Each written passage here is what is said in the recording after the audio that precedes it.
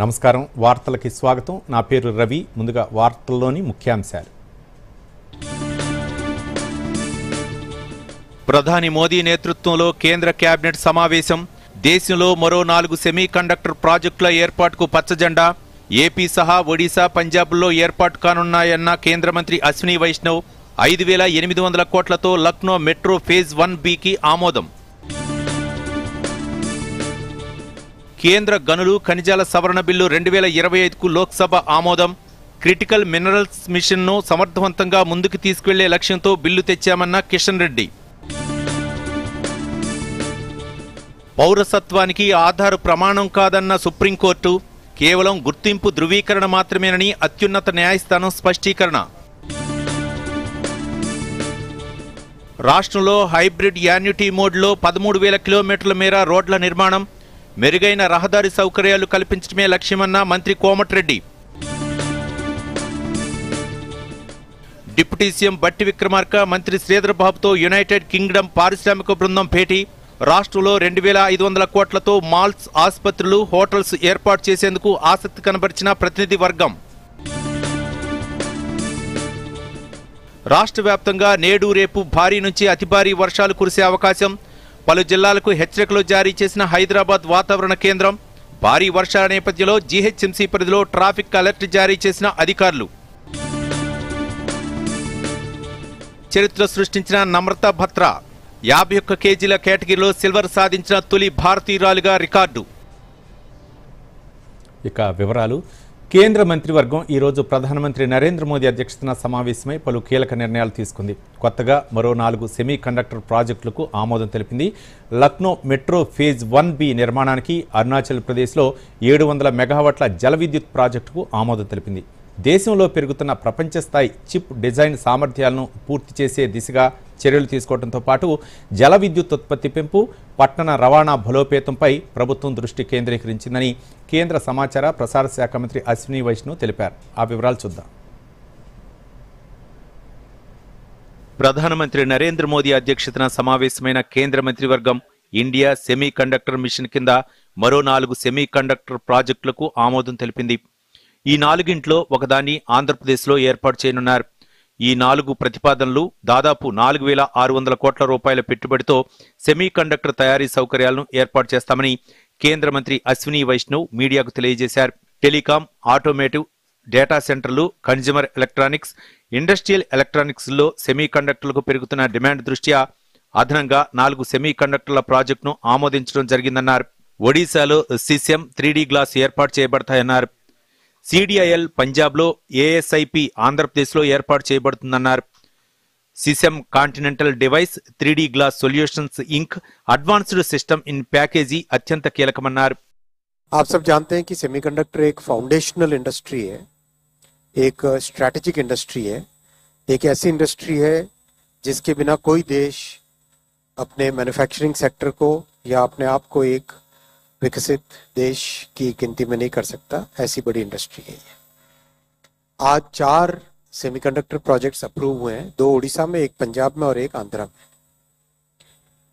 आप जानते हैं कि 2022 में जब सेमीकंडक्टर मिशन लॉन्च हुआ, माननीय प्रधानमंत्री जी का दूरदर्शी नेतृत्व है जिस के तहत उन्होंने एक लॉन्ग टर्म स्ट्रैटेजी के तहत काम चालू किया और कंप्लीट इकोसिस्टम पे ध्यान देने का प्रधानमंत्री जी का हमेशा मार्गदर्शन रहा। టెలికాం ఆటోమేటివ్ డేటా సెంటర్లు కన్జ్యూమర్ ఎలక్ట్రానిక్స్ ఇండస్ట్రియల్ ఎలక్ట్రానిక్స్ లో సెమీ కండక్టర్లకు పెరుగుతున్న డిమాండ్ దృష్ట్యా మరో 4 సెమీ కండక్టర్ల ప్రాజెక్టులు ఏర్పాటు చేయడం జరుగుతుందన్నారు ఆత్మనిర్భర్ భారత్ లక్ష్యాలకు అనుగుణంగా సెమీ కండక్టర్ల తయారీ రంగంతో దేశం స్వయం సమృద్ధి దిశగా ముందుకు సాగుతుందన్నారు అలాగే పట్టణ రవాణాను మరింత బలోపేతం చేసేలా లక్నో మెట్రో ఫేజ్ 1బి నిర్మాణానికి మంత్రివర్గం ఆమోదం తెలిపిందన్నారు దీన్ని 5,801 కోట్ల రూపాయలతో చేపట్టనున్నట్లు పేర్కొన్నారు అరుణాచల్ ప్రదేశ్లో 700 మెగావాట్ల జల విద్యుత్ ప్రాజెక్టుకు కేబినెట్ ఆమోదం తెలిపిందని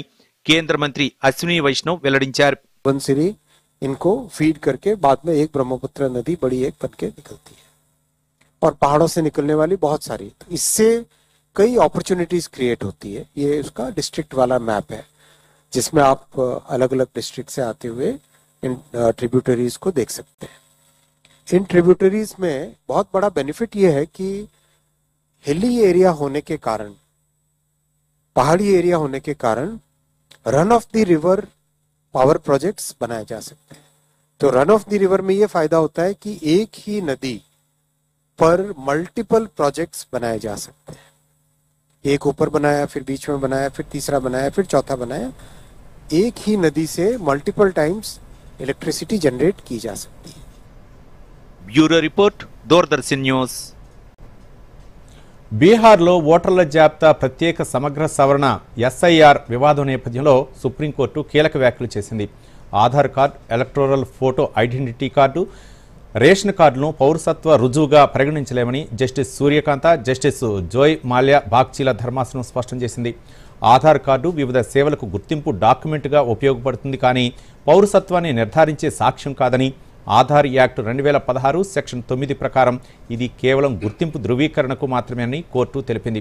పిటిషనర్ల తరపున కపిల్ సిబాల్ వాదిస్తూ ఎస్ఐఆర్ ప్రక్రియలో అసమానతలు ఉన్నాయని, జీవించి ఉన్న వారిని చనిపోయినట్లుగా జాబితా చేసి 65 లక్షల మంది ఓటర్ల పేర్లను తొలగించారని ఆరోపించారు. ఈసీ తరపున రాకేష్ ద్వివేది ఈ డాక్యుమెంట్లు పౌరసత్వాన్ని నిరూపించవని, ఎస్ఐఆర్ రాజ్యాంగబద్ధమని, ఓటింగ్ అర్హతను మాత్రమే నిర్ధారిస్తున్నామని స్పష్టం చేశారు.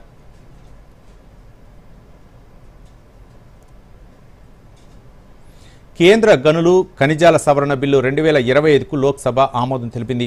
కేంద్ర బొగ్గు గనుల శాఖ మంత్రి జి కిషన్ రెడ్డి సభలో గనులు ఖనిజాల అభివృద్ధి నియంత్రణ బిల్లు 2025ను ప్రవేశపెట్టారు. సభ ప్రారంభం కాగానే ప్రతిపక్ష ఎంపీలు నిరసన వ్యక్తం చేశారు. విపక్ష ఎంపీల నిరసనల మధ్య కిషన్ రెడ్డి బిల్లు వివరాలను వెల్లడించారు. ప్రధాని మోదీ నేతృత్వంలో మైనింగ్ రంగాన్ని బలోపేతం చేసేందుకు ఈ బిల్లులో 6 సవరణలు ప్రతిపాదించామన్నారు. కాంగ్రెస్ ప్రభుత్వ హయాంలో గనుల కేటాయింపులో అనేక అవకతవకలు జరిగాయన్నారు. ప్రధాని మోదీ ప్రభుత్వం 2014లో అధికారంలోకి వచ్చినప్పటి నుంచి పారదర్శకంగా గనుల కేటాయింపు జరుగుతోందన్నారు. ప్రపంచవ్యాప్తంగా క్రిటికల్ మినరల్స్కు డిమాండ్ ఉందన్నారు. దేశంలో క్రిటికల్ మినరల్స్ అభివృద్ధికి సంబంధించి ఈ సవరణ బిల్లులో అనేక అంశాలను పొందుపరిచామని చెప్పారు. దేశంలో క్రిటికల్ మినరల్స్ డిమాండ్ పెరిగిందని, రానున్న రోజుల్లో క్రిటికల్ మినరల్ పాత్ర మరింత కీలకం కానుందన్నారు. ఈ ఏడాది ప్రారంభంలో క్రిటికల్ మినరల్ మిషన్కు కేబినెట్ ఆమోదం తెలిపిందన్నారు. ఈ మిషన్ మరింత సమర్థవంతంగా ముందుకు తీసుకెళ్లే లక్ష్యంతో ఎంఎండిఆర్ చట్టంలో సవరణలు ప్రవేశపెట్టామని కేంద్ర మంత్రి చెప్పారు. ఆ తర్వాత 6 సవరణలు చర్చకు ఉంచారు. అనంతరం బిల్లును లోక్సభ ఆమోదించింది.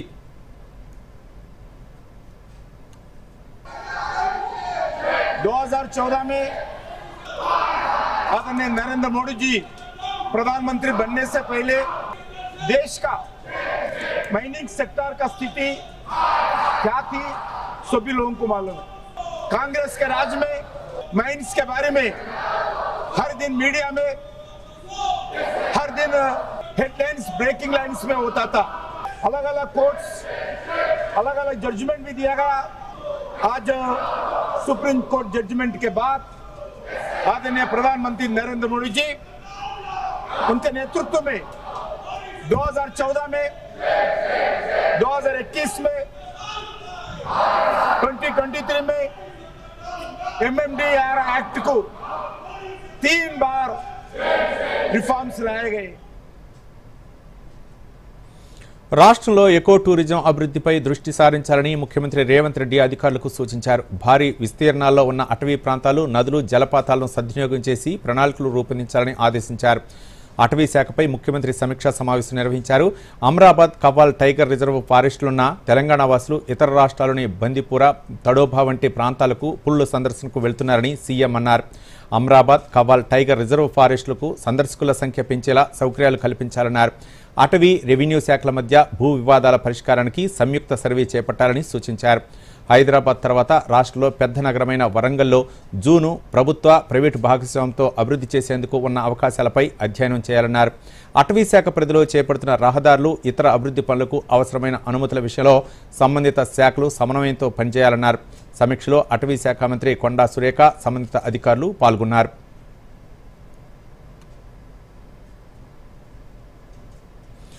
రాష్ట్ర వ్యాప్తంగా రాబో వారం రోజుల్లో భారీ నుండి అతి భారీ వర్షాలు కురిసే అవకాశం ఉన్నందున అధికార యంత్రాంగం పూర్తి అప్రమత్తతో ముందస్తు చర్యలతో సిద్ధంగా ఉండాలని ముఖ్యమంత్రి రేవంత్ రెడ్డి ఆదేశించారు.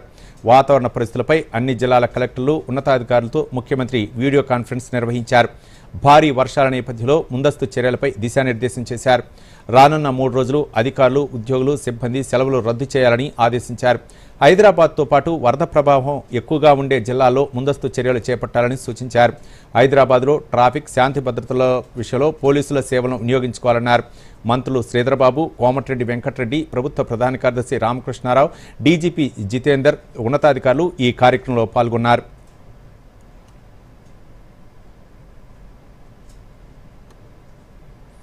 తెలంగాణలో 2,500 కోట్ల రూపాయల పెట్టుబడులు పెట్టడానికి బ్రిటన్ పారిశ్రామిక ప్రతినిధి వర్గం ఆసక్తి కనపరిచింది.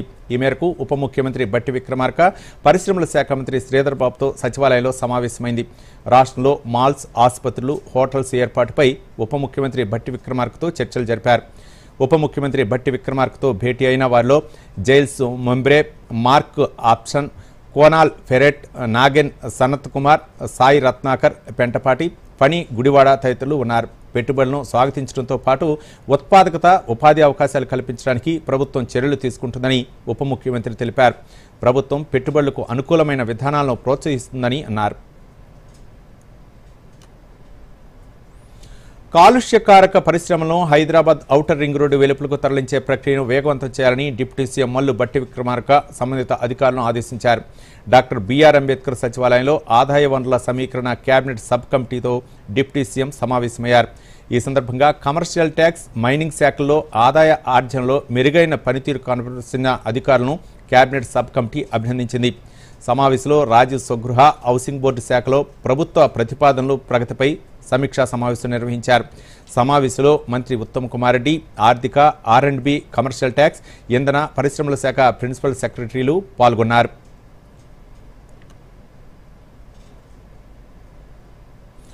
తెలంగాణ ప్రజలకు మెరుగైన రహదారి సౌకర్యాలు కల్పించడమే ప్రభుత్వ లక్ష్యమని రోడ్లు, భవనాల శాఖ మంత్రి కోమటిరెడ్డి వెంకటరెడ్డి అన్నారు. రాష్ట్రంలో జరుగుతున్న అభివృద్ధికి అనుగుణంగా హైబ్రిడ్ యాన్యుటీ మోడ్ రహదారుల నిర్మాణానికి శ్రీకారం చుట్టామన్నారు. హైటెక్స్లో నిర్వహించిన యామ్ రోడ్ల సమావేశంలో మంత్రి మాట్లాడారు. ఈ విధానంతో ప్రతి గ్రామాన్ని మండల కేంద్రానికి, ప్రతి మండలాన్ని జిల్లా కేంద్రానికి, ప్రతి జిల్లాను రాష్ట్ర రాజధానికి అనుసంధానం చేయడం జరుగుతుందన్నారు. పంచాయతీరాజ్ శాఖ ఆధ్వర్యంలో 7,947 కిలోమీటర్లు, రోడ్లు, భవనాల శాఖ పరిధిలో 5,190 కిలోమీటర్ల మేర రోడ్లు అభివృద్ధి చేయాలని రాష్ట్ర ప్రభుత్వం నిర్ణయించినట్లు తెలిపారు.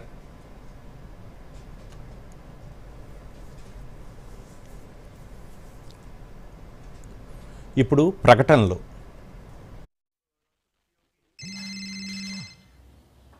పోలీస్ మిస్ సీమా, చెప్పండి. ఇప్పటికిప్పుడే పోలీస్ స్టేషన్ కి వచ్చేయండి.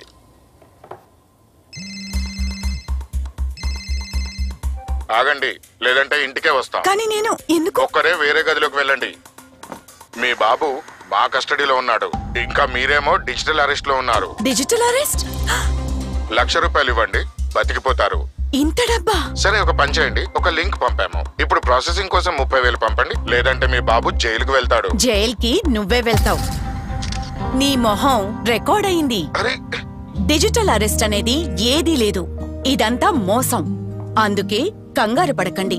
పోలీస్, బ్యాంక్, RBI వంటి వాటి పేర్లతో వచ్చే సైబర్ నేరగాళ్ల ఫోన్ లేదా వీడియో కాల్ పట్ల అప్రమత్తంగా ఉండండి. వారికి డబ్బులు పంపకండి. ఇంకా వెంటనే పోలీస్ కి రిపోర్ట్ చేయండి. హలో మమ్మా. హాయ్. RBI అంటుంది విషయాలు తెలుసుకోండి, జాగరూకంగా ఉండండి. 4-5 రోజుల నుంచి జ్వరంగా ఉంది. తల, శరీరంలోని జాయింట్లు, కళ్ళ వెనుక కూడా నొప్పిగా ఉంది. శరీరంపై ఎర్రటి దద్దుర్లు కూడా. ఇవి డెంగూ లక్షణాలు. డెంగూనా? భయపడొద్దు. డెంగూ ఒక సాధారణ వైరల్ జ్వరం. తగిన చికిత్సతో పాటు ద్రవ పదార్థాలు తీసుకుంటే ఇంట్లోనే నయమైపోతుంది. చాలా తక్కువ కేసుల్లో జ్వరం తగ్గిన తర్వాత కూడా రక్తస్రావం లేదా బీపీ తగ్గిపోతే ఆసుపత్రిలో తప్పనిసరిగా చేర్పించవలసి ఉంటుంది. డెంగూ లక్షణాలు కనిపిస్తూనే డాక్టర్ని కలవండి. రక్త పరీక్ష చేయించుకోండి. డెంగూ నుంచి రక్షణ పొందండి. వార్తలకు పునఃస్వాగతం. రాష్ట్రంలో కాంగ్రెస్ ప్రభుత్వం వేధింపుల రాజకీయాలకు దిగిందని బీజేపీ రాష్ట్ర అధ్యక్షుడు ఎన్ రామచంద్రరావు ఆరోపించారు. హర్ఘర్ తిరంగా ర్యాలీ నిర్వహణ చేపట్టిన తనను, పార్టీ నేతలను హౌస్ అరెస్ట్ చేయడం ఏంటని ప్రశ్నించారు. హైదరాబాద్లోని తన నివాసంలో దూరదర్శన్తో మాట్లాడుతూ జూబ్లీహిల్స్ ఉప ఎన్నిక నేపథ్యంలో ఒక వర్గం ఓట్ల కోసం కాంగ్రెస్ ప్రయత్నిస్తూ బీజేపీ నేతలపై కక్ష సాధింపు చర్యలకు దిగుతోందన్నారు. జూబ్లీహిల్స్ పెద్దమ్మగుడిలో శ్రావణ మాసం సందర్భంగా మహిళలు కుంకుమార్చన పూజలు చేస్తున్నారని, దానికి హాజరవుతున్నామని పోలీసులు తమను అరెస్ట్ చేయడమేమిటని ప్రశ్నించారు. హరిఘర్ తిరంగా యాత్రకు దీనికి సంబంధం లేదన్నారు. ఉప ఎన్నికలో లబ్ధి కోసమే కాంగ్రెస్ పార్టీ ఇలాంటి రాజకీయాలు చేస్తోందంటూ విమర్శించారు. ఈరోజు తిరంగా ర్యాలీ మొదలుపెట్టేది ఉండే, కానీ పొద్దున్నే నాకు పోలీస్ అరెస్ట్ చేయడం జరిగింది. ఈ పోలీస్ అరెస్ట్ ఎందుకు చేశారని చెప్పి నేను కూడా ఈ తిరంగా ర్యాలీకు అరెస్ట్ ఎందుకు ఉంటాయని చెప్పి అడిగితే, లేదు పెద్దమ్మ గుడిలో బంజారా హిల్స్లో అక్కడ కొంతమంది మహిళలు కుంకుమార్చన చేస్తున్నారు కాబట్టి అరెస్ట్ చేశారన్నారు. మహిళలు కుంకుమార్చన చేస్తే భారతీయ జనతా పార్టీ రాష్ట్ర అధ్యక్షుడిని ఎందుకు అరెస్ట్ చేయాలి? ఇది నాకు అర్థం కాని విషయం. ఇది కేవలం కాంగ్రెస్ పార్టీ, కాంగ్రెస్ ప్రభుత్వం రేపు జూబ్లీ హిల్స్లో బై ఎలక్షన్స్ వస్తున్నాయి కాబట్టి అక్కడ ఉన్నటువంటి ఒక ముస్లిం ఓట్ల కోసము భారతీయ జనతా పార్టీ నాయకులను అరెస్ట్ చేస్తే హిందూ వ్యతిరేకిగా ఈరోజు ఈ యొక్క ప్రభుత్వంకు పేరు వస్తుంది, తద్వారా ముస్లింలు ఓట్లు వస్తాయని చెప్పి ఆలోచనతో ఈ కార్యక్రమం తీసుకుని స్పష్టంగా అర్థమవుతుంది. నెలాఖరులోపు స్వాతంత్ర సమరయోధుల పింఛను కేసులను పరిష్కరించాలని అధికారులను కేంద్ర మంత్రి బండి సంజయ్ ఆదేశించారు. సంబంధిత శాఖ ఉన్నతాధికారులతో ఆయన సమీక్షా సమావేశం నిర్వహించారు. తెలంగాణలోని 8 ప్రాపర్టీస్పై దీనిపై తక్షణమే సర్వే చేయాలని ఆదేశించారు. దేశవ్యాప్తంగా 12,808 ప్రాపర్టీస్ ఉన్నాయని కేంద్ర మంత్రికి అధికారులు తెలిపారు. 600కు పైగా ప్రాపర్టీస్ వేలం దశలో ఉన్నాయని వివరించారు. వేలం వేసిన ఆస్తుల ద్వారా ప్రభుత్వానికి 107 కోట్ల రూపాయలు ఆదాయం వచ్చిందన్నారు. పెండింగ్ ఫైల్ను వేగంగా క్లియర్ చేసిన అధికారులను కేంద్ర మంత్రి అభినందించారు.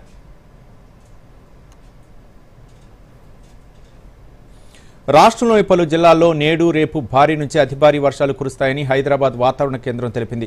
ఇవాళ మహబూబ్ నగర్, నాగర్ కర్నూల్, నల్లగొండ, సూర్యాపేట, ఖమ్మం, భద్రాద్రి కొత్తగూడెం, హనుమకొండ, వరంగల్, మహబూబాబాద్ జిల్లాలో భారీ నుంచి అతి భారీ వర్షాలు కురవనున్నాయని పేర్కొంది. రేపు పెద్దపల్లి, మంచిర్యాల, జగిత్యాల, భూపాలపల్లి, ములుగు, సిరిసిల్ల, కరీంనగర్, సిద్దిపేట, జనగామ, హైదరాబాద్లో ఓ మోస్తరు నుంచి భారీ వర్షాలు కురవవచ్చునని తెలియజేసింది. భారీ వర్షాల హెచ్చరికల నేపథ్యంలో ఉద్యోగులు, విద్యార్థులంతా త్వరగా ఇళ్లకు చేరుకోవాలని, వీలైనంత వరకు కంపెనీలు ఉద్యోగులకు వర్క్ ఫ్రం హోం ఇవ్వాలని హైదరాబాద్ నగర పోలీసులు సూచించారు.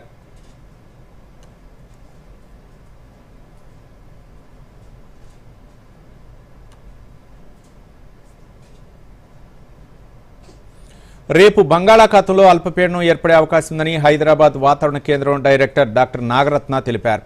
దీని ప్రభావంతో రాబోయే 3 రోజుల్లో రాష్ట్ర వ్యాప్తంగా భారీ నుంచి అతి భారీ వర్షాలు కురుస్తాయని వెల్లడించారు. ఉపరితల ఆవర్తన ప్రభావంతో వర్షాలు పడుతున్నాయని, ఆగస్టు నెల మొత్తం విస్తారంగా వర్షాలు కురుస్తాయని అంటున్న హైదరాబాద్ వాతావరణ కేంద్రం డైరెక్టర్ డాక్టర్ నాగరత్నతో మా ప్రతినిధి శివశంకర్ ఫేస్ టు ఫేస్. రాష్ట్ర వ్యాప్తంగా గత వారం రోజులుగా భారీ నుంచి అతి భారీ వర్షాలు కురుస్తున్నాయి. ఉపరితల ఆవర్తనంతో పాటు బంగాళాఖాతంలో అల్పపీడనం ఏర్పడనుండడంతో రాబోయే 3-4 రోజులు కూడా హైదరాబాద్తో పాటు రాష్ట్ర వ్యాప్తంగా భారీ నుంచి అతి భారీ వర్షాలు కురిసే అవకాశం ఉందని హైదరాబాద్ వాతావరణ కేంద్రం అధికారులు చెప్తున్నారు. ఈ నేపథ్యంలో రాబోయే 3-4 రోజులు హైదరాబాద్తో పాటు రాష్ట్ర వ్యాప్తంగా ఎలాంటి వాతావరణ పరిస్థితులు ఉంటాయి, ఈ వివరాలు మనకు అందించడానికి హైదరాబాద్ వాతావరణ కేంద్రం డైరెక్టర్ డాక్టర్ నాగరత్న గారు మనతో పాటు ఉన్నారు. మేడం, రాబోయే 3-4 రోజుల పాటు రాష్ట్రంలో వాతావరణ పరిస్థితులు ఎలా ఉండబోతున్నాయి? ఏ ఏ ప్రాంతాలకు మీరు ఆరెంజ్ అలర్ట్, ఎల్లో అలర్ట్ జారీ చేశారు? మనకి ఇప్పుడు చూసుకుంటే ఒక ఉపరితల ఆవర్తనం మధ్య బంగాళాఖాతం ప్రాంతాల్లో కేంద్రీకృతమై ఉంది. అది రానున్న 24 గంటల్లో 13వ తారీఖు కల్లా కూడా ఒక అల్పపీడనంగా కూడా డెవలప్ అయ్యే ఛాన్సెస్ ఉన్నాయి. ఇది మనకు ఉత్తర కోస్టల్ ఆంధ్రప్రదేశ్ మరియు పశ్చిమ మధ్య బంగాళాఖాతం దాని ఆనుకుని ఉన్నటువంటి వాయు బంగాళాఖాతంలో ఏర్పడే అవకాశం ఉంది. అట్లాగే భారీ వర్షాలు కూడా ఈరోజు తూర్పు ఈశాన్య జిల్లాల్లో ఎక్కువగా ఉండే అవకాశం ఉంది. సో ఎల్లో వార్నింగ్స్ అవి ఈరోజు 12వ తారీఖున మనకు చూసుకున్నట్లయితే హెవీ రెయిన్ఫాల్స్ ఉండే అవకాశం ఉంది. ఈ సంవత్సరం ఈ సీజన్లో ఎంత వర్షపాతం నమోదైంది? గతంతో పోలిస్తే సాధారణ వర్షపాతం అనుకోవచ్చా, అధిక వర్షపాతం నమోదైందా, లేదంటే లోటు వర్షపాతం నమోదైంది ఇప్పటివరకు? సో నిన్నటి నుంచి చూసుకుంటే మనకి ఇక పాజిటివ్లోకి వచ్చేసింది. సో మనకు చూసుకుంటే అధిక శాతంలోనే వర్షపాతం కొన్ని జిల్లాల్లో నమోదవటం జరిగింది. ఈ రోజు మనకు 34% వరకు వచ్చింది. సో ఇట్లాంటి వర్షం మరి ఇంకా 4-5 రోజుల్లో కురిస్తే మనకి ఫుల్ శాచురేషన్ రీచ్ అయ్యి మనకు మరింత అధిక వర్షం ఈ సీజన్లో కురిసే అవకాశాలు కనిపిస్తున్నాయి. ఇక్కడ ఆగస్టు చివరి వారంలో, సెప్టెంబర్లో వర్షపాతం ఏ విధంగా ఉండే అవకాశం ఉంది ఈ సంవత్సరం? మనకి సెప్టెంబర్లో కూడా ఒక 2-3 వారాలు బాగా వర్షాలు అవి ఇంకొక 2 ఎపిసోడ్స్ కురిసే అవకాశాలు మనకి ఈసీఎండబ్ల్యూఎఫ్ మోడల్ కానీ వేరే మోడల్స్ ఆధారంగా కనిపిస్తున్నాయి. ముఖ్యంగా హైదరాబాద్లో మాత్రం గత వారం రోజులుగా భారీ వర్షాలు కురుస్తున్నాయి. లోతట్టు ప్రాంతాలన్నీ జలమయమైపోయిన పరిస్థితి. ఈ 3-4 రోజులు ఈ అల్పపీడన ప్రభావంతో హైదరాబాద్లో ఇప్పటికే ఆరెంజ్ అలర్ట్, ఎల్లో అలర్ట్ ఇచ్చారా? హైదరాబాద్లో పరిస్థితి ఏ విధంగా ఉండబోతోంది? ఈ రోజు మనకు హైదరాబాద్లో తేలికపాటి వర్షాలు ఎక్కువగా కురిసే అవకాశం ఉంది. మోస్తారు వర్షాలు కూడా ఒక 5 సెంటీమీటర్స్ వరకు ఎక్కడైనా 1 or 2 ప్లేసెస్లో ఛాన్స్ ఉంది. రేపు మాత్రం మధ్యాహ్నం నుంచి కాస్త పెరిగే అవకాశం ఉంది. సో చూసుకుంటే మనకి హైదరాబాద్లో ఒక 12 to 14 సెంటీమీటర్స్ వరకు కూడా కురిసే అవకాశాలు కనిపిస్తున్నాయి. ఎలాంటి హెచ్చరికలు ఇచ్చారు? ఇప్పటికే జిహెచ్ఎంసీ కావచ్చు, హైడ్రా కావచ్చు, రాష్ట్ర ప్రభుత్వం కూడా హైదరాబాద్ మీద ఫుల్ కాన్సన్ట్రేట్ చేసింది. ప్రభుత్వానికి కూడా ఎలాంటి ఇన్ఫర్మేషన్ ఇచ్చారు? సెంట్రల్ డిస్ట్రిక్ట్స్లో అది వర్షాలు కురిసే అవకాశాలు ఉన్నాయని చెప్తున్నాం. కానీ తెలంగాణలో ఎక్కడైనా సరే ఒకవేళ నార్త్ వర్డ్ మూవ్ అయినా కూడా మనకి నార్త్ ఈస్ట్ డిస్ట్రిక్ట్స్లో కూడా దీని ప్రభావం ఉండే అవకాశం ఉంది. హైదరాబాద్తో సహా తెలంగాణ వ్యాప్తంగా గత వారం రోజులుగా భారీ వర్షాలు కురుస్తున్నాయి. రేపు అల్పపీడనం బంగాళాఖాతంలో అల్పపీడనం ఏర్పడే అవకాశం ఉందని హైదరాబాద్ వాతావరణ కేంద్రం డైరెక్టర్ నాగరత్న చెప్తున్నారు. దీని ప్రభావంతో రాబోయే 3-4 రోజులు హైదరాబాద్తో పాటు రాష్ట్రంలోని పలు ప్రాంతాల్లో భారీ నుంచి అతి భారీ వర్షాలు నమోదయ్యే అవకాశం ఉందని హైదరాబాద్ కేంద్రం డైరెక్టర్ చెప్తున్నారు. శివశంకర్, దూరదర్శన్, హైదరాబాద్. శ్రీశైలం ప్రాజెక్టుకు ఎగువ నుంచి భారీగా వరద నీరు వస్తుండటంతో నీటిపారుదల శాఖ అధికారులు 4 గేట్లు ఎత్తి నీటిని దిగువకు విడుదల చేస్తున్నారు. ఈ సీజన్లో ఇప్పటి వరకు 3వ గేట్లు ఎత్తారు. జోరాల, సింకేజుల ప్రాజెక్టు నుంచి వస్తున్న నీటితో శ్రీశైలంలోకి 2 లక్షల క్యూసెక్ల వరద నీరు వచ్చి చేరుతుండగా 2 లక్షల క్యూసెక్ల నీటిని నాగార్జున సాగర్కు విడుదల చేస్తున్నారు. శ్రీశైలం ప్రాజెక్టు పూర్తిస్థాయి నీటి మట్టం 885 అడుగులకు గాను 882.70 అడుగులకు నీరు వచ్చి చేరిందన్నారు. ఇక శ్రీశైలం ప్రాజెక్టు నుంచి నీటి విడుదలతో నాగార్జున సాగర్కు ప్రవాహం పెరిగింది. దీంతో అధికారులు 16 క్రస్ట్ గేట్లను 5 అడుగుల మేర తెరిచి నీటిని దిగువకు వదులుతున్నారు. ప్రాజెక్టుకు 1,77,173 క్యూసెక్ల వరద వస్తోంది. స్పిల్వే ద్వారా 1,28,768 క్యూసెక్ల నీటిని విడుదల చేస్తున్నారు. సాగర్ ప్రస్తుత నీటి మట్టం 589 అడుగులుగా ఉంది.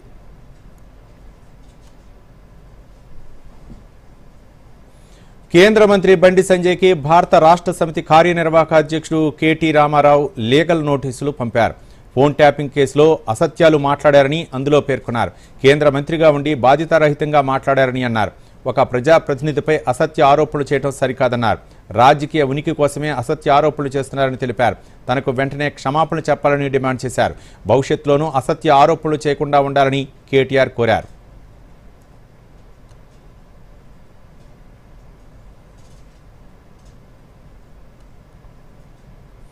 కలెక్టరేట్లో తెలంగాణ తల్లి విగ్రహాల ఏర్పాటుపై బీఆర్ఎస్ ఎమ్మెల్సీ కవిత తీవ్ర అభ్యంతరం వ్యక్తం చేశారు. ప్రభుత్వ నిర్ణయాన్ని తీవ్రంగా వ్యతిరేకిస్తున్నామన్నారు. తెలంగాణ ప్రజల మనోభావాలకు వ్యతిరేకంగా ఏర్పాటు చేస్తున్న విగ్రహాలు ఎక్కువ రోజులు నిలబడవని ఎక్స్ వేదికగా పోస్టులో పెట్టారు. కాంగ్రెస్ ప్రభుత్వ ప్రజా వ్యతిరేక నిర్ణయాలను ప్రజాక్షేత్రంలోనే ఎండగడతామని కవిత అన్నారు.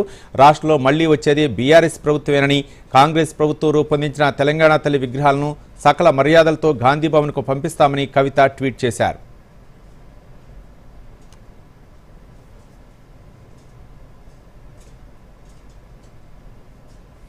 తెలంగాణ కాంగ్రెస్ తలపెట్టిన జనహిత పాదయాత్ర 2వ విడత ఈ నెల 24 నుంచి మొదలు కానుంది. ఈ మేరకు ఇవాళ ప్రదేశ్ కాంగ్రెస్ కమిటీ షెడ్యూల్ విడుదల చేసింది. చొప్పదండి నియోజకవర్గంలో సాయంత్రం 5 గంటలకు పాదయాత్ర ప్రారంభమవుతుంది. 25న కరీంనగర్ జిల్లా కార్యకర్తల సమ్మేళనం, సాయంత్రం వర్ధన్నపేట నియోజకవర్గంలో జనహిత పాదయాత్ర, 26వ తేదీ వరంగల్ జిల్లా కార్యకర్తల సమ్మేళనం, సాయంత్రం 6 గంటలకు జూబ్లీహిల్స్ నియోజకవర్గ కార్యకర్తల సమావేశం నిర్వహించనున్నట్లు టీపీసీసీ ఒక ప్రకటనలో పేర్కొంది.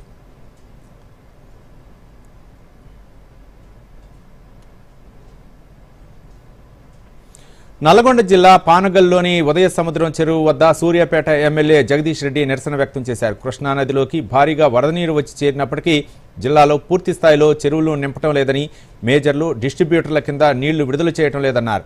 పానగల్లు ఏఎంఆర్పీ ప్రాజెక్టును పరిశీలించిన అనంతరం బీఆర్ఎస్ కార్యాలయంలో విలేకరుల సమావేశంలో జగదీష్ రెడ్డి మాట్లాడారు. జిల్లాలోని దేవరకొండ, నల్గొండ, నకిరికల్ నియోజకవర్గాల్లో నీళ్లు అందక పంటలు ఎండిపోతున్నాయని ఆవేదన వ్యక్తం చేశారు. ఏఎంఆర్పీ కింద చివరి ఆయకట్టు వరకు సాగునీరు అందటం లేదని జగదీష్ రెడ్డి ఆరోపించారు.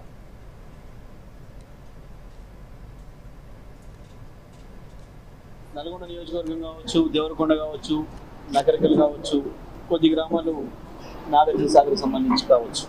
ఇవి పూర్తిగా ఏఎంఆర్పి పైన ఆధారపడి సాగు చేసుకునే ప్రాంతాలు రైతాంగం. నల్లగొండ జిల్లా రైతాంగానికి నీళ్ళు ఇచ్చే ఏఎంఆర్పి కాలువ ఎప్పుడు నిండి రావట్లేదు. ఆవిడ ఉదయ సముద్రం పోసిపై కనబడుతుంది మనకు. నేను ఇవాళ ఒకటే డిమాండ్ చేస్తా ఉన్నా, వెంటనే నల్గొండ జిల్లాలో ఎదురు చూస్తున్న రైతాంగం, ఏఎంఆర్పి పైన ఎదురు చూస్తున్న రైతాంగం ఎవరైతే ఉన్నారో, అది దేవరకొండ కావచ్చు, నాగార్జున సాగర్ కావచ్చు, నల్గొండ కావచ్చు, ఈ ప్రాంత రైతులకు వెంటనే. సూర్యాపేట జిల్లాలో హర్ఘర్ తిరంగాకు గ్రామీణ ప్రాంతాల్లో ప్రజల నుంచి మంచి స్పందన వస్తోంది. ఇళ్లపై జాతీయ జెండాను ఎగరవేస్తున్నారు. జిల్లాలో హర్ఘర్ తిరంగాణ కార్యక్రమం గురించి ఆర్డీఓ వివి అప్పారావు మాట్లాడుతూ ప్రతి వ్యక్తికి దేశభక్తి పెంపొందించే విధంగా హర్ఘర్ తిరంగా కార్యక్రమం నిర్వహిస్తున్నట్లు తెలిపారు. ప్రధాని మోదీ పిలుపు మేరకు ప్రతి ఏటా హర్ఘర్ తిరంగా కార్యక్రమంలో పాల్పంచుకుంటున్నామని స్థానికులు తెలిపారు.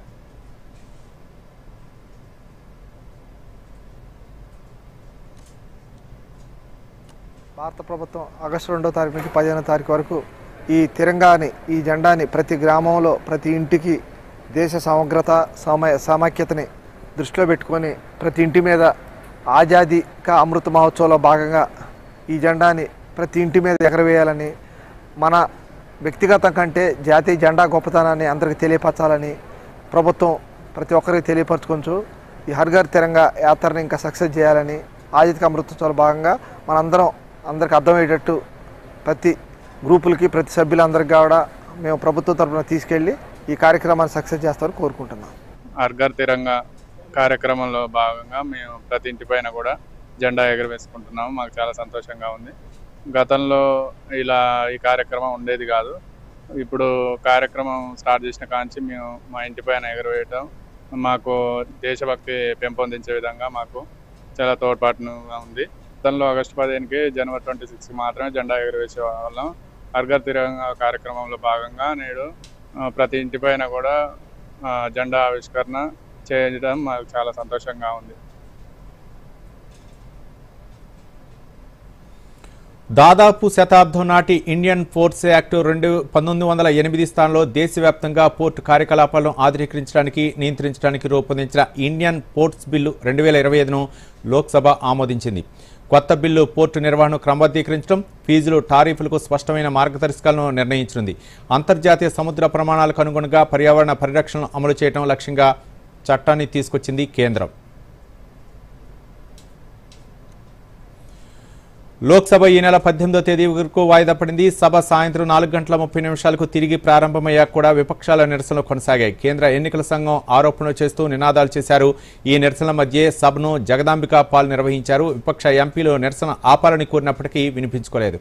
విపక్ష ఎంపీల తీరును పార్లమెంటరీ వ్యవహారాల శాఖ మంత్రి కిరణ్ రిజిజు తప్పుపట్టారు.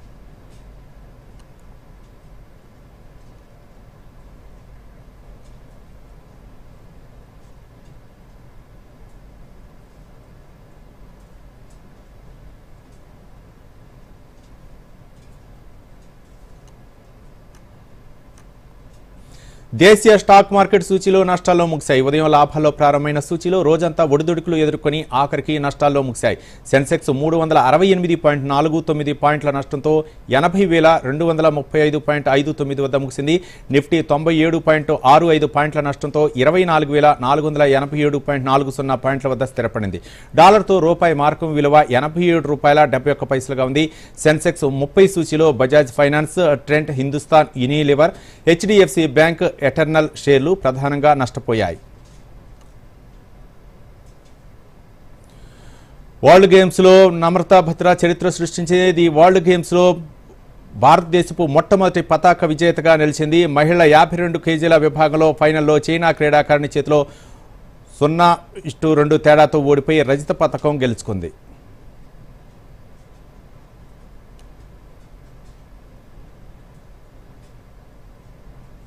మరోసారి ముఖ్యాంశాలతో ఈ వార్తలను ముగిద్దాం. నమస్కారం. ప్రధాని మోదీ నేతృత్వంలో కేంద్ర కేబినెట్ సమావేశం. దేశంలో మరో 4 సెమీ కండక్టర్ ప్రాజెక్టుల ఏర్పాటుకు పచ్చజెండా. ఏపీ సహా ఒడిశా, పంజాబ్లో ఏర్పాటు కానున్నాయన్న కేంద్ర మంత్రి అశ్విని వైష్ణవ్. 5,800 కోట్లతో లక్నో మెట్రో ఫేజ్ 1Bకి ఆమోదం. కేంద్ర గనులు, ఖనిజాల సవరణ బిల్లు 2025కు లోక్సభ ఆమోదం. క్రిటికల్ మినరల్స్ మిషన్ను సమర్థవంతంగా ముందుకు తీసుకెళ్లే లక్ష్యంతో బిల్లు తెచ్చామన్న కిషన్ రెడ్డి. పౌరసత్వానికి ఆధార్ ప్రమాణం కాదన్న సుప్రీంకోర్టు, కేవలం గుర్తింపు ధృవీకరణ మాత్రమేనని అత్యున్నత న్యాయస్థానం స్పష్టీకరణ.